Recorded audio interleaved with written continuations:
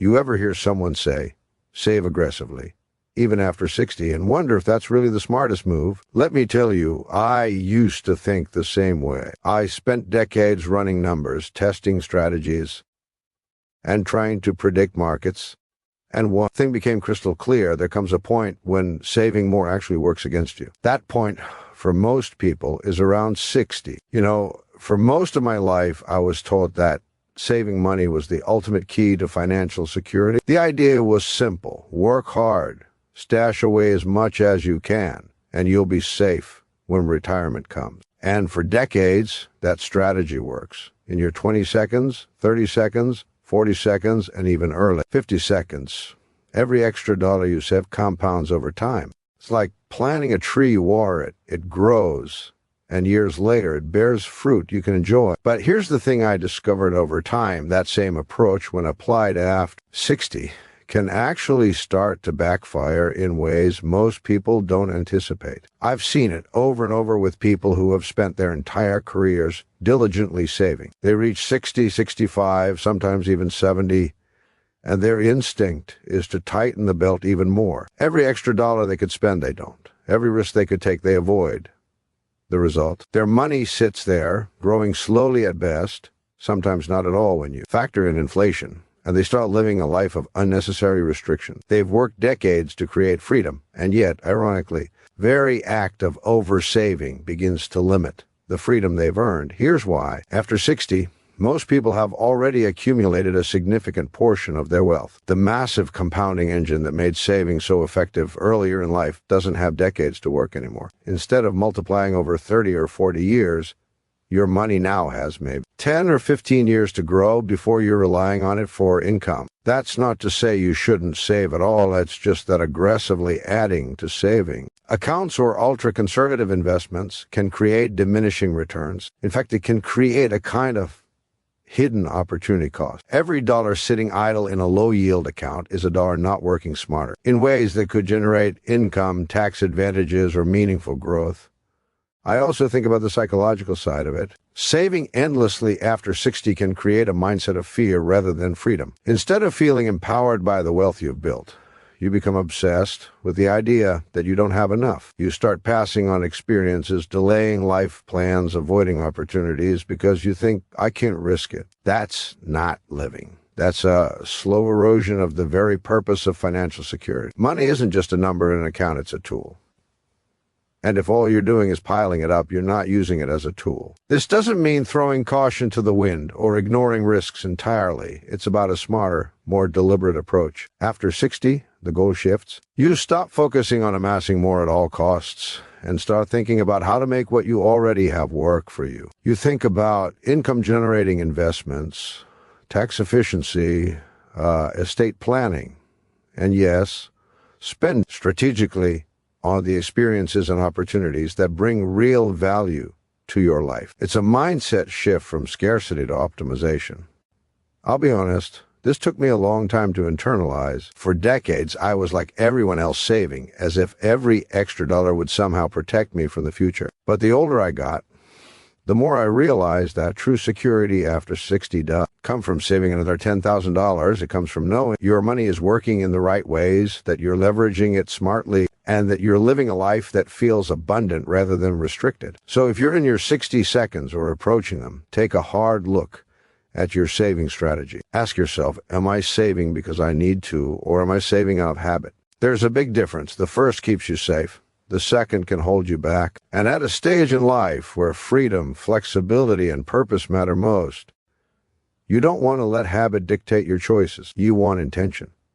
Stop thinking about saving as the ultimate goal. Think about how to make your money work for you in smarter, more meaningful ways. The difference is subtle but powerful. And when you get it right, the freedom you've worked for decades to achieve finally becomes real. When I talk about shifting focus from accumulation to optimization after 60, I mean a fundamental change in how you think about money.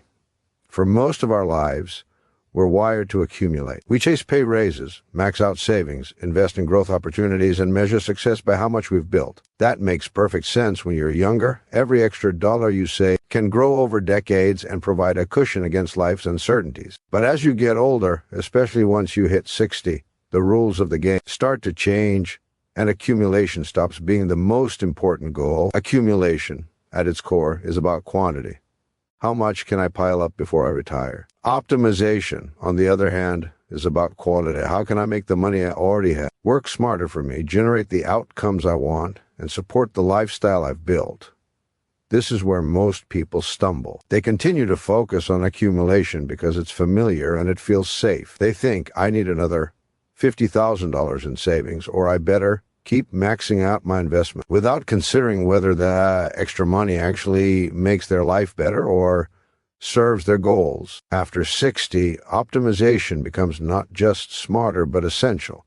You've already done the hard work of building wealth. The time for massive accumulation is mostly behind you. What matters now is how to deploy what you have in ways that protect your financial security, provide reliable income, and most importantly, allow you to enjoy your life without constantly worrying about whether you have enough. That might mean reallocating assets into investments that produce steady income, rather than chasing high-growth opportunities that carry unnecessary risk. It might mean paying off debt or consolidating accounts to simplify your finances so you can focus on living rather than managing paperwork. Another part of optimization is looking at the efficiency of your money. This includes taxes, fees, and risk management. A dollar sitting in a taxable account might not be as valuable as a dollar placed in a tax-advantaged structure. A low-interest savings account might be safer, but it's also a slow drain against inflation. Optimization is about making sure every dollar you have is working as hard as possible without exposing you to unnecessary danger. It's a shift from thinking about more to thinking about better. There's also an emotional component. Accumulation can feel like a constant race, an endless pursuit of a higher number. Optimization, on the other hand, is freeing. When you focus on optimizing, you start to feel in control. You understand the tools at your disposal, and you can make deliberate decisions rather than reacting out of fear. You can enjoy your money without guilt because every choice is intentional. Instead of hoarding cash, you might invest in experiences, support causes you care about, or spend on things that genuinely improve your quality of life, all while knowing your financial foundation remains strong. I've spent a lifetime testing strategies, running numbers, and studying market behavior, and I can tell you that the mindset shift from accumulation to optimization is one of the most important changes you can make in your 60s. It's not flashy, it doesn't promise huge headlines, but it has a profound impact on how secure, empowered, and fulfilled you feel in your later years. So if you're in your 60s or approaching them, take a moment to rethink your strategy. Ask yourself, am I chasing more because I truly need it, or because it's a habit? Focus on making what you already have work smarter. Look at your investments, your cash flow, your taxes, and your lifestyle. Small changes can have enormous effects when applied with intention. Optimization isn't just a financial concept, it's a way to reclaim control over your life, to make sure the wealth you've built truly serves you, and to enjoy the freedom you've worked so hard to earn. When I talk about the hidden risks of oversaving after 60, I'm not exaggerating.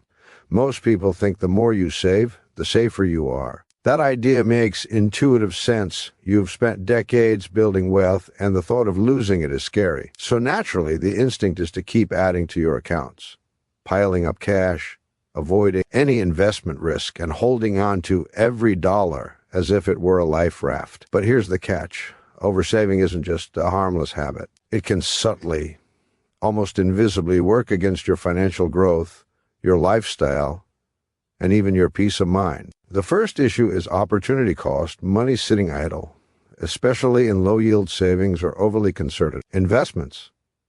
Isn't really working for you, it's just waiting. And when inflation eats away at purchasing power over time, that money can actually shrink in value. You may feel safe, but in reality, you're losing ground every year. That's a subtle danger most people overlook. You think you're protecting yourself, but in truth, you're locking yourself into a system where growth is minimal and your potential is capped. Every dollar that could have been deployed intelligently, whether through income-generating investment, tax-advantaged vehicles, or carefully calculated risk, ends up just sitting there. Then there's the psychological impact. When you oversave, you start living in a mindset of fear. You hesitate to spend, even on things you enjoy. Vacations, hobbies, experiences with family, suddenly they all feel like luxuries you can't afford. You become obsessed with what ifs, imagining worst-case scenarios that may never happen. And here's the irony: this fear often prevents you from using the wealth you've worked decades to build. Your money becomes a source of stress instead of freedom. Oversaving can also affect your investment strategy. After 60, the ideal approach isn't simply to hoard cash. It's to balance security with smart growth. If you're too focused on piling up dollars in safe accounts, you might miss opportunities to generate steady income or protect against long-term risks like inflation or rising healthcare costs. You can end up overexposed to safety in the short term and underexposed to stability in the long term. That's a subtle but real danger, and it's one that only becomes apparent when you take a step back and analyze your portfolio with fresh eyes. Another overlooked aspect is the impact on your legacy. Money that's endlessly saved but never optimized or deployed doesn't fully serve you or the people and causes you care about. After decades of building wealth, part of the purpose is to leave a mark, whether that's helping your family, supporting charities, or funding projects you care about. Hoarding every dollar may feel responsible, but it can limit your ability to make meaningful contributions. Oversaving is, in a sense, a passive approach to life. Optimization, on the other hand, is active. It's deliberate. It's thinking about not just how much you have, but what that money can do for you and for others. I've spent my career studying patterns, testing strategies, and observing how small decisions compound over time. And one of the clearest lessons is this: the stage of life you're in changes the rules. What worked when you were accumulating wealth in your 30 seconds? 40 seconds doesn't automatically work when you're 60 or beyond. The key is to shift focus from the number in your account to how effectively that number is working for you. Oversaving is a subtle trap because it feels like safety. But in reality, it can limit growth, restrict freedom, and even reduce the quality of your life in ways you might not notice until years later. So if you're in your 60s or approaching them, take a hard look at your saving habits. Ask yourself whether each extra dollar you stash is truly making you safer, or if it's quietly holding you back. Consider reallocating, optimizing, and deploying your wealth in ways that protect your future, generate meaningful growth, and allow you to actually live rather than just survive. The risk isn't in spending smartly, it's in saving blindly and letting fear dictate your choices. Once you see this clearly, the freedom that comes with smart money management becomes not just a possibility, but a reality after 60. One of the smartest moves you can make with your money is to think deeply about tax efficiency and legacy planning. Most people overlook these aspects because they focus so heavily on saving and investing, but the truth is how your money is structured can have as much impact on your financial freedom as how much you have. Over decades, I've watched people work tirelessly to build wealth, only to see a substantial portion of it eroded by taxes or lost opportunities for passing it on in a meaningful way. Optimizing for taxes and legacy isn't just a technical detail, it's a way to make your money work harder for you and for the people and causes you care about. Let's start with tax efficiency. After 60, the way you withdraw, invest, and allocate assets can dramatically affect how much money actually ends up in your hands. You've built a lifetime of savings, and if you don't pay attention to tax strategy, you could be giving away a sizable chunk without realizing it. That's why it's important to look at the structure of your accounts, taxable accounts, tax-deferred accounts, and tax-free accounts, and think strategically about which sources of money to draw from and when.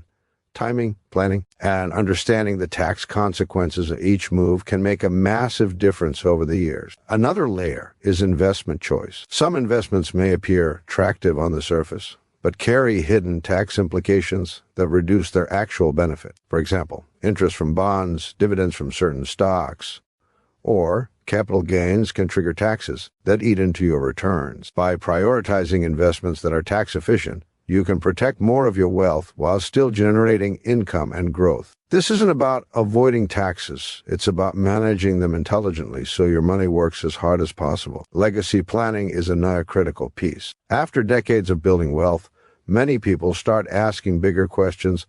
What do I want to leave behind? How can I use my resources to support my family, my community, or the causes I care about? The way you structure your estate, your gifts, and your philanthropic contributions can create enormous value for the people and organizations you care about, sometimes far beyond what you might imagine. This isn't just about writing checks, it's about thoughtful planning, timing, and alignment with your values. I found that combining tax efficiency with legacy planning allows you to approach wealth in a way that is both practical and meaningful. You're not just maximizing numbers on paper, you're maximizing impact. Every decision you make can be seen through a lens of purpose. How does this move protect my financial security, optimize growth, and serve my long-term goals? That kind of perspective changes the way you interact with your wealth. It turns money into a tool for empowerment, not just a measure of success. One of the subtle benefits of this approach is peace of mind. Many people in their 60s worry about leaving too little behind or losing what they've built. By focusing on tax efficiency and legacy planning, you gain clarity. You understand the mechanics of your wealth. You know how to protect it, and you can confidently enjoy the resources you have while knowing that your goals, both personal and philanthropic, are being supported. It's not just financial security, it's emotional security as well. I've seen people overcomplicate this or put it off, thinking it's only relevant for the ultra-wealthy. The reality is that thoughtful planning benefits everyone, regardless of the size of your portfolio. Even small adjustments, timing withdrawals, choosing tax-efficient investments, structuring gifts, or charitable contributions can have a substantial impact over time. It's about making deliberate, informed choices instead of letting habit or inertia dictate the outcome. So if you're in your 60s or approaching them, start asking yourself, am I being intentional about taxes and legacy planning, or am I leaving money on the table? The difference can be profound. By approaching this strategically, you're not just preserving wealth, you're making it work harder for you, for your family, and for the impact you want to leave behind. That's how wealth transforms from a number into a tool, and that's when it truly starts serving its purpose. One of the biggest shifts I recommend after 60 is focusing on strategies that generate income rather than just piling cash into savings accounts or chasing growth for growth's sake. For decades, most of us have been taught to save relentlessly. You work hard, you invest, you avoid risk, and the idea is that one day all that money will pay off, and it does to a point. But after 60, the strategy changes. You've built a foundation. And now the priority is not simply adding more to that foundation, it's making what you already have work harder for you. That means thinking differently about how your wealth can create a steady flow of resources that support your life. The reason this is so important is simple. Money that sits idle is not actively contributing to your lifestyle. It might feel secure, but security without utility isn't real freedom. You want your money to be a tool, not just a number in an account. Generating income changes the game because it creates a rhythm of financial support that you can rely on. Dividends from well-chosen stocks, interest from bonds, rental income, royalties, or even carefully structured passive businesses. These are all ways to turn your wealth into something that actively fuels your life instead of just sitting on the sidelines. The difference is profound. Suddenly, your financial foundation is not just a safety net.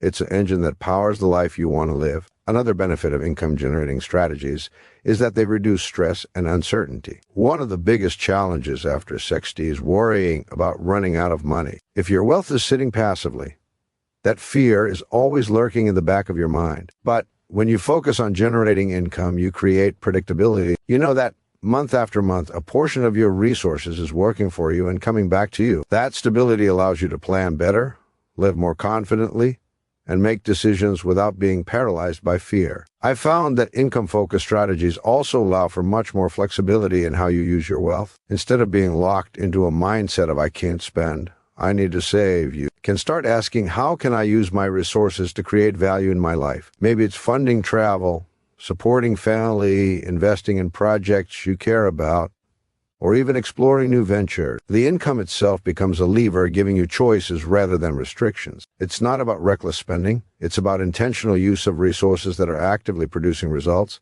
There's also a compounding effect to consider. When your money is generating income, and that income is thoughtfully reinvested or used strategically, you're not just earning, you're creating a cycle that amplifies over time. This is the kind of growth that doesn't rely on chasing market highs or take unnecessary risks. It's steady, predictable, and aligned with your goals. Over years, Even modest income streams can accumulate to a significant advantage, giving you both security and opportunity. Of course, the key is to approach this with intention. Not every income-generating strategy is right for every person. The goal is to find methods that suit your knowledge, risk tolerance, and lifestyle. It's not about chasing flashy returns or following trends. It's about building a system that reliably supports the life you want to live. That might mean focusing on dividend-paying stocks, municipal bonds, real estate, or other income vehicles that align with your goals. The exact approach will vary, but the principle remains the same. Make your money work for you instead of sitting idle. I've spent decades analyzing patterns, running strategies, and observing the difference between passive accumulation and active deployment. And the lesson is clear: after 60, wealth that generates income is far more valuable than wealth that simply sits there. It transforms your money from a static number into a dynamic resource that fuels your freedom, security, and purpose.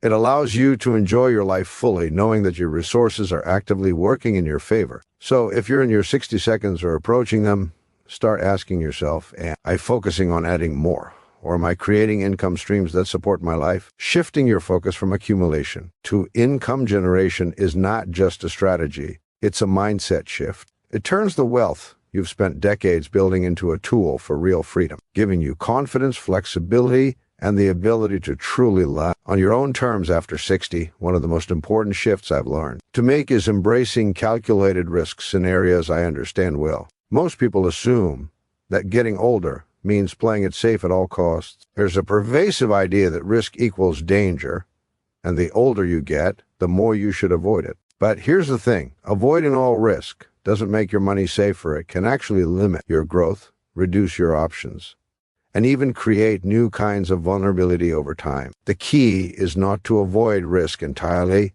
but to be strategic about it. You want to take risks that are measured, informed, and aligned with your knowledge and experience. That's what I mean by calculated risk.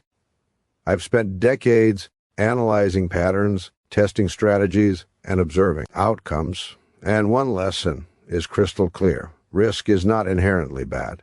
It becomes bad only when it's unmanaged or uninformed. After 60, you don't need to chase speculative opportunities or high-volatility investments. Instead, you focus on areas where you have experience, knowledge, or insight that gives you an edge. This might mean investing in income-generating assets that have predictable returns, exploring strategic real estate opportunities, or even considering small-scale entrepreneurial ventures that match your expertise. The advantage of calculated risk is that it allows your money to work harder without putting your financial foundation in jeopardy. Another reason calculated risk matters is that it helps protect against stagnation. Money that sits passively in a savings account may feel safe, but in reality it often loses value over time due to inflation. By carefully taking on risk in areas you understand, you create opportunities for growth, income, and financial flexibility that would otherwise be impossible.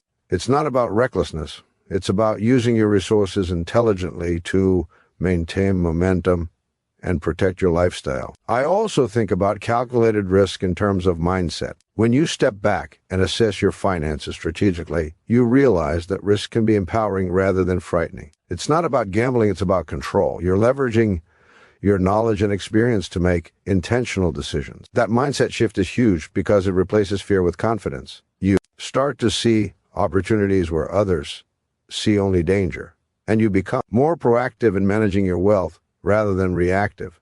Calculated risk also allows you to pursue meaningful goals. After 60, it's not just about money, it's about purpose. Whether it's funding a passion project, investing in something that aligns with your values, or leaving a legacy for your family, risk can be a tool for impact. The difference between reckless risk and calculated risk is intention. You're not taking chances for the sake of excitement or quick gain. You're taking measured steps that are designed to produce specific outcomes while preserving your overall security. It's important to recognize that calculated risk is personal. What works for me might not work for someone else, and that's fine. The key is to understand your own strengths, knowledge, and tolerance. Avoid areas where you lack insight and double down on areas where you have experience. That's where the biggest returns often come from, not just financial, but in terms of confidence, independence, and peace of mind. Over the years, I've seen countless people shy away from risk after 60 and miss out on opportunities that could have significantly improved their quality of life. The irony is that playing it too safe often creates more long-term risk than thoughtful, calculated moves. Money that sits idle doesn't grow, and over time, the inability to take measured chances can erode both financial and personal freedom. Calculated risk, when done right, provides balance. It protects what you have while still allowing for growth, opportunity, and fulfillment. So if you're in your 60s or approaching them, start asking yourself, where can I take informed, calculated risks that leverage my knowledge and experience? It's not about chasing excitement or being reckless. It's about using your wisdom to make your money work smarter, to protect your lifestyle, and to create opportunities for growth and purpose. When you embrace calculated risk in the right way, you turn your wealth into a dynamic tool. And that's when you start seeing the true potential of the resources you've worked so hard to build for decades. Most of us operate under the assumption that wealth is primarily about protection, saving as much as possible, avoiding risks, and building a cushion that allows us to sleep at night. And yes, safety is important, but I've realized that the real value of money isn't in the number in your account. It's in how it enables you to live fully, pursue your passions, and create experiences that matter. The moment you start seeing money only as security, you start missing out on the very purpose it was meant to serve. When I talk to people in their 60 seconds and beyond, I often see a common pattern. They've spent decades building wealth, yet they hesitate to use it. Vacations get postponed, hobbies are put on hold, and experiences with family or friends are delayed, all because they're waiting for an abstract sense of enough. But here's the truth. Money that sits unused doesn't enrich your life. It doesn't create memories. It doesn't foster relationships. And it doesn't allow you to make the impact you've been hoping for. Using wealth intentionally transforms it from a static safety net into an active tool for living. Creating a meaningful life with your money starts with clarity. You have to ask yourself what matters most to you. Is it spending time with family, traveling, supporting causes that resonate with your values, or perhaps exploring new ventures you've always dreamed about? Once you identify what's truly important, you can start aligning your financial decisions with those goals. Every dollar then has a purpose beyond simply existing in a savings account. It becomes a resource that actively supports your vision of a fulfilling life. I've found that using money meaningfully also changes your relationship with wealth itself. Instead of seeing it as something to hoard or protect, you start seeing it as a tool for growth, both personally and in the lives of others. This could mean funding a family education fund, supporting charitable causes, investing in community projects, or simply creating memorable experiences with loved ones. When you approach money this way, you stop measuring success purely by accumulation and start measuring it by the value it creates in your life. There's also a subtle psychological benefit to this approach. Many people feel anxious about spending in their 60s because they've spent a lifetime equating frugality with safety. But when you start thinking about money as a vehicle for meaning, that anxiety diminishes. Spending intentionally doesn't threaten your security, it reinforces it. You're no longer saving out of fear, you're using your resources strategically to enrich your life and the lives of those around you. The freedom and confidence that comes from this mindset shift is invaluable. Of course, creating a meaningful life with your money doesn't mean reckless spending. It's not about blowing through your savings on impulses or short-term gratification. It's about intention, purpose, and alignment. Every decision should reflect your priorities and values, ensuring that your wealth contributes to the quality of your life, not just the quantity of your balance sheet. I've spent decades observing patterns and helping people refine their financial strategies, and one thing is clear: the people who thrive after 60 aren't the ones who save the most. They're the ones who learned how to use what they have wisely. They know how to balance security with purpose, risk with reward, and saving with meaningful spending. That balance is where real freedom lives, and it's where wealth starts serving its true function. So if you're in your 60s or approaching them, start asking yourself, am I using my wealth to build a life that matters, or am I simply holding on for safety? When you make intentional choices about how your money supports your experiences, passions, and purpose, you transform your wealth from a static number into a dynamic tool for living fully. That's the kind of financial freedom that makes the decades after 60 the most rewarding of your life. One of the most important lessons I've learned over the years is that the strategies that built your wealth early in life are often not the ones that will serve you best after 60. When we're younger, accumulation is king. The focus is on growth, taking advantage of time and compounding and pushing to maximize returns over decades. It's all about working hard, saving aggressively, and making your money grow. And for good reason it works. That approach is what allows you to build a financial foundation strong enough to carry you into retirement. But once you reach your 60 seconds, the rules start to change, and if you keep playing by the old rules, you can actually hold yourself back. The shift comes down to time horizon and priorities. When you're 30 or 40, you have decades to recover from mistakes, to weather market volatility, and to take calculated risks.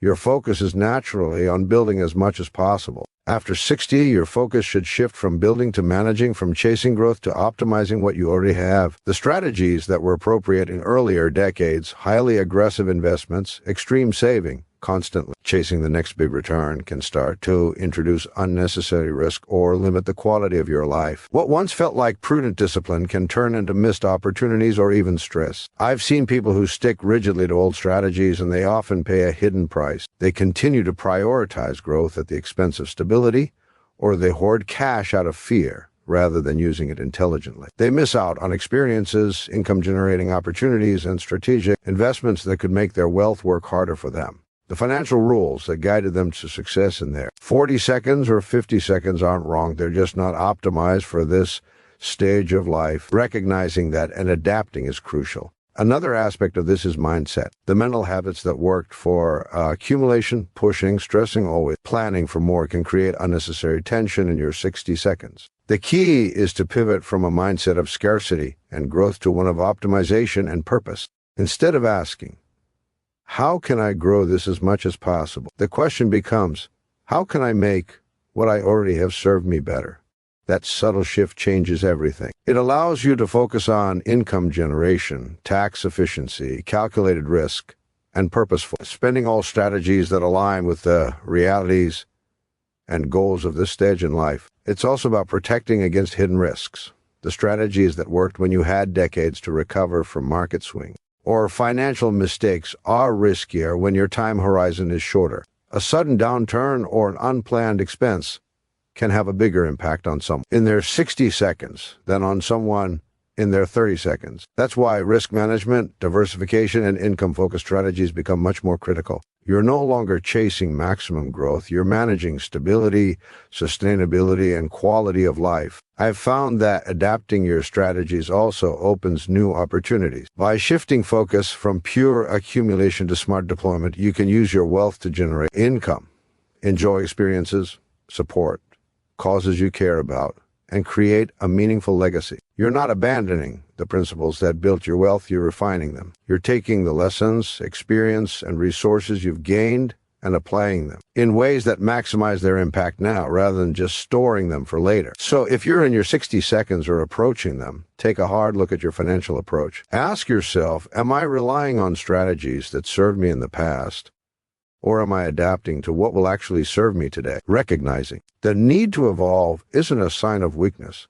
It's a sign of wisdom. The strategies that built your wealth gave you the foundation you need. Now, it's about making that wealth work for the life you want to live, protecting what matters, and creating freedom, stability, and purpose. Adapting your approach ensures that the decades ahead can be the most rewarding, confident, and fulfilling of your life. After decades of studying wealth, investing, and personal finance, one thing has become incredibly clear to me. True financial freedom after 60 comes not from accumulating more, but from smart management, intentional planning, and purposeful use of the resources you've built. For most of our lives, the focus is on building wealth, saving aggressively, investing wisely, and chasing growth. And that strategy works, especially when you have decades to let compounding do its magic. But once you reach 60, the game changes. It's no longer just about how much money you have. It's about how effectively that money works for you and the life you want to live. Smart management is the foundation. After 60, every financial decision carries more weight because your time horizon is shorter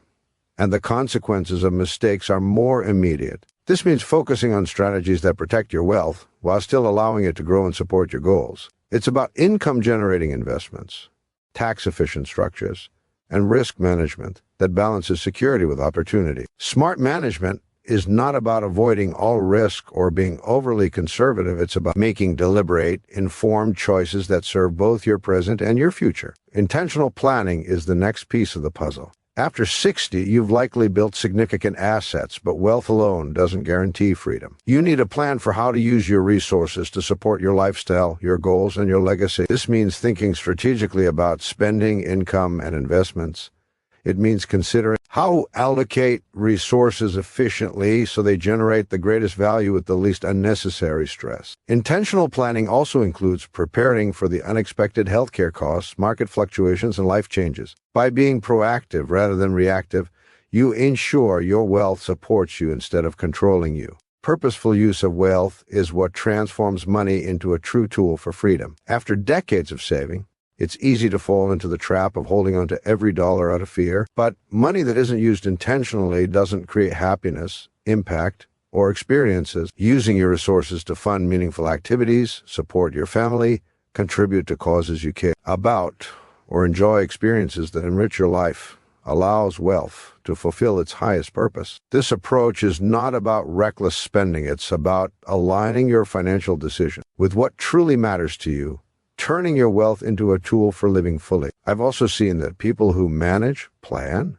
and use their wealth intentionally experience a profound sense of confidence. They aren't constantly worried about running out of money or missing opportunities. They know their resources are working in alignment with their goals. This confidence doesn't come from the size of the balance sheet. It comes from clarity, control, and understanding how to leverage what you have effectively. That peace of mind is one of the most valuable outcomes of this approach because it allows you to live with freedom rather than anxiety. Another key aspect is adaptability. The financial strategies that worked when you were accumulating wealth may no longer be optimal after 60. True financial freedom requires recognizing that and adjusting your approach. That could mean reallocating investments, focusing more on income generation, optimizing for tax efficiency, or even revisiting your spending habits. Adaptability ensures that your wealth continues to serve you, regardless of changing circumstances or market conditions. The beauty of this philosophy is that it turns decades of effort into a living, breathing resource. Money stops being a static number